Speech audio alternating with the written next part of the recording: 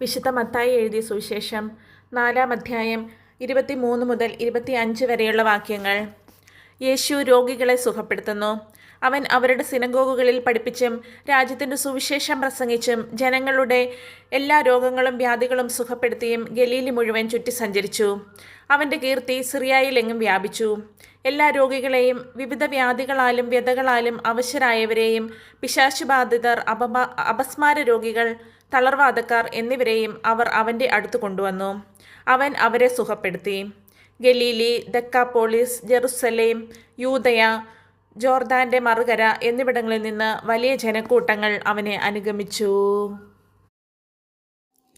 ദിവസവും ബൈബിൾ വചനം കേൾക്കുന്നതിനായി ഈ ചാനൽ സബ്സ്ക്രൈബ് ചെയ്യൂ.